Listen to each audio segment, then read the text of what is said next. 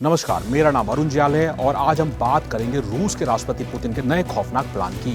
रूस के राष्ट्रपति व्लादिमीर पुतिन यूक्रेन पर आक्रमण और ईरान के साथ गठबंधन के माध्यम से अपनी वैश्विक शक्ति बढ़ा रहे हैं। पुतिन ईरान और इजरायल के बीच भी एक बड़े मध्यस्थ के तौर पर सामने आना चाहते हैं। वहीं अपने दूसरे मोर्चे पर भी पुतिन और आक्रामक हो गए हैं। कीव सहित यूक्रेन के कई शहरों, प्रांतों और इलाकों में रूस के हमले तेज हो गए हैं। पुतिन यूरोप का नक्शा बदलने की कोशिश में लगे हैं। वो मिडिल ईस्ट में भी अपना दखल बढ़ा रहे हैं। रूस इस हफ्ते अफगानिस्तान की तालिबान सरकार को मान्यता देने वाला पहला देश बन गया है, जिसके बाद सवाल उठने लगे हैं कि आखिर क्या है पुतिन का प्लान, जिसके जरिए वो अमेरिका और यूरोप को शिकस्त देने की कोशिश कर रहे हैं।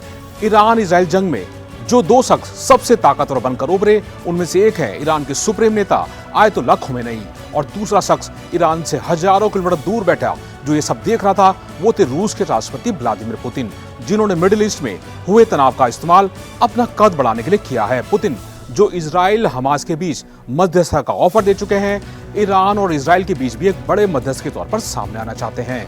पुतिन ने ईरान पर अमेरिका के हमले को इस्तेमाल करके मिडिल ईस्ट में ट्रंप को और कमजोर करने की तरफ कदम बढ़ाए हैं। व्लादिमीर पुतिन ने ईरान की मिसाइल और इजराइल के हवाई हमलों के बीच बैलेंस करते हुए खुद को अमेरिका और ट्रंप से बढ़कर पेश किया है और अब यही पुतिन खामेनेई के हाथ को और मजबूत करते हुए नजर आ रहे हैं ताकि अमेरिका मिडिल ईस्ट से पूरी तरह बाहर हो जाए। पुतिन यही नहीं रुकेंगे बल्कि और आक्रामक हो गए हैं। कीव समेत यूक्रेन के कई बड़े शहरों, प्रांतों और इलाकों में रूस के हमले तेज हो गए हैं। ऐसा लग रहा है कि पुतिन अब यूक्रेन के और भी कई इलाकों में अपना दावा मजबूत करने की कोशिश करेंगे।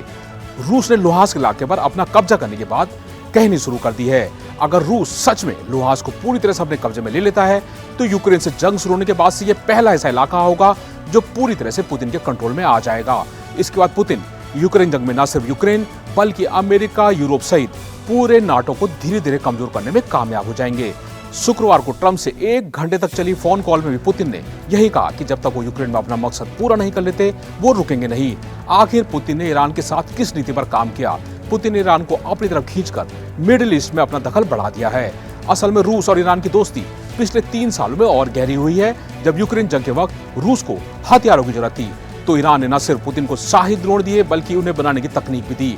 इस जंग में शाही ड्रोन बेहद अहम हथियार साबित हुए हैं। शुक्रवार को यूक्रेन पर हुए जबरदस्त हमलों में 330 से ज्यादा शाही ड्रोन शामिल थे और एक बैलिस्टिक मिसाइल किंजल भी शामिल थी।